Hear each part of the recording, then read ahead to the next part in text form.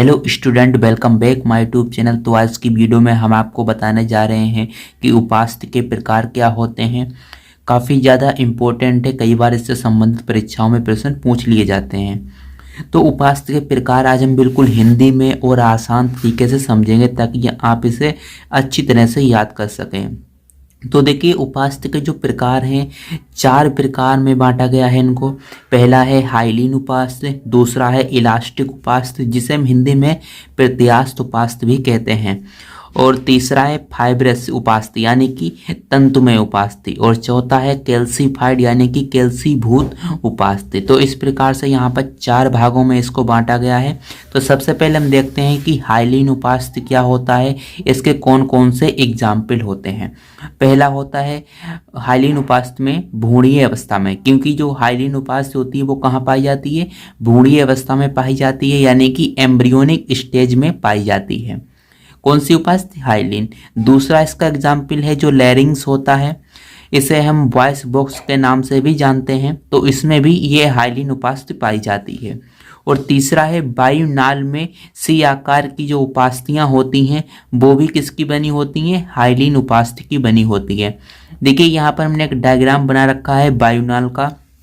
तो यहाँ पर जो सी आकार की बलें आपको दिख पा रही होंगी इस प्रकार से, तो ये किसकी बनी होती हैं, हाइलीन उपास्थि की बनी हुई होती हैं। और यहाँ पर चौथा जो एग्जाम्पल है नेजल सेप्टम। नेजल सेप्टम यानी कि ये नाक में पाई जाती है। नाक के 2 द्वार होते हैं, उसके बीच में ये नेजल सेप्टम पाया जाता है जो कि हाइलीन उपास्थि का बना हुआ होता है। पांचवा जो इसका एग्जाम्पल है उरोस्ति। उरोस्ति यानी कि स्टर्नम। स्टर्नम जो होता है किसका बना हुआ होता है, कौन सी उपास्थि का बना हुआ होता है, हाइलीन उपास्थि का बना हुआ होता है, जहां पर पसलियां आकर जुड़ती हैं। ओके। और यहाँ पर अब हम देखते हैं इलास्टिक उपास्थि। इलास्टिक उपास्थि क्या होती है, इसको हम अच्छी तरह से समझ लेते हैं। इलास्टिक यानी कि इसे हम हिंदी में प्रत्यास्थ उपास्थि कहते हैं। तो इसका एग्जाम्पल है घाटी ढक्कन। जो घाटी ढक्कन या इसे हम एपिग्लोटिस भी बोल सकते हैं। तो जो एपिग्लोटिस होता है ये कहाँ उपस्थित होता है, वायुनाल जो ट्रेकिया होती है इसके ऊपर ये उपस्थित होता है। इस प्रकार का काफ़ी लचीला होता है, इसीलिए इसे हम प्रत्यास्थ बोलते हैं। तो ये घाटी ढक्कन, इसमें कौन सी उपास्थि पाई जाती है, प्रत्यास्थ उपास्थि पाई जाती है, इलास्टिक कार्टिलेज पाई जाती है। दूसरा है नाक के शीर्ष पर, टिप ऑफ नोज।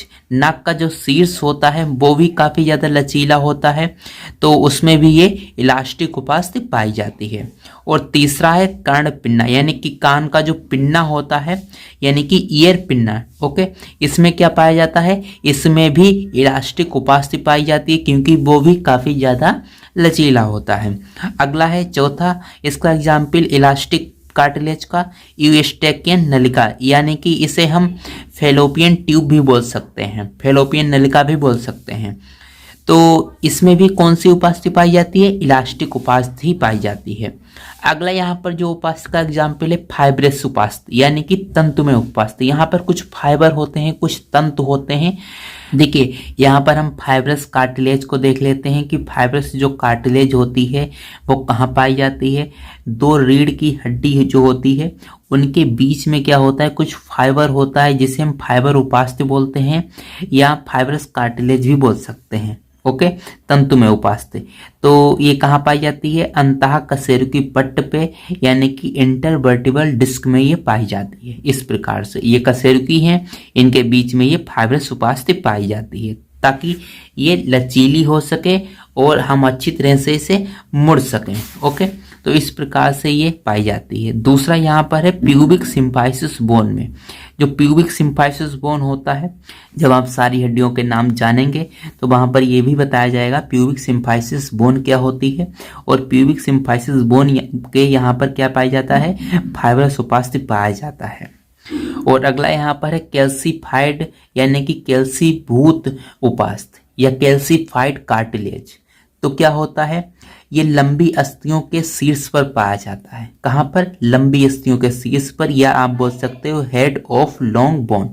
तो ये लंबी एक अस्थि हमने बना दी है, इसके ऊपर क्या पाया जाता है, कैल्सीफाइड उपास्थि पाई जाती है, यानी कि कैल्सीभूत उपास्थि पाई जाती है।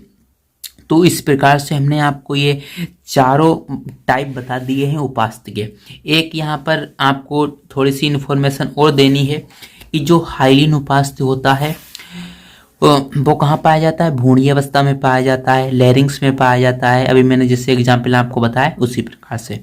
तो जो हाइलिन उपास्थ्य होता है भ्रूणीय अवस्था में पाया जाता है। फिर बाद में क्या होता है, कैल्शियम धीरे धीरे जमा होने लगता है हाइलिन उपास्थ्य में, और फिर बाद में ये किस में बदल जाता है, अस्थि में बदल जाता है, यानी कि बोन्स में बदल जाता है। तो सबसे पहले क्या होता है, भ्रूणीय अवस्था में ये हाइलिन उपास्थियां पाई जाती हैं, और फिर बाद में कैल्शियम का जमा हो जाता है, फिर बाद में ये अस्थि में परिवर्तित हो जाती हैं, यानी कि बोन के अंदर परिवर्तित हो जाती हैं। तो यहाँ पर आपने क्या समझा आज की वीडियो में, आज की वीडियो में आपने समझा कि उपास्थ्य के प्रकार कौन कौन से होते हैं। 4 प्रकार होते हैं, हाइलिन उपास्थ्य, इलास्टिक उपास्थ्य, फाइब्रस उपास्थ्य और कैल्सीफाइड उपास्थ्य। जो इलास्टिक उपास्थ्य होती है वो काफ़ी ज़्यादा लचीली होती है, और जो फाइब्रस उपास्थ्य होती है इसमें फाइबर्स पाए जाते हैं, और कैल्सीफाइड जो उपास्थ्य होती है यानी कि यहाँ पर कैल्शियम होगा। तो इस प्रकार से यहाँ पर मैंने आपको डिटेल से समझा दिया है। यदि वीडियो पसंद आया तो लाइक कर दीजिएगा, और कोई सा भी डाउट है आप कमेंट कर सकते हैं, उसका मैं आपको आंसर दे दूंगा। ओके, तो चलिए अब हम मिलते हैं अगली वीडियो में। जब तक के लिए जय हिंद, जय भारत।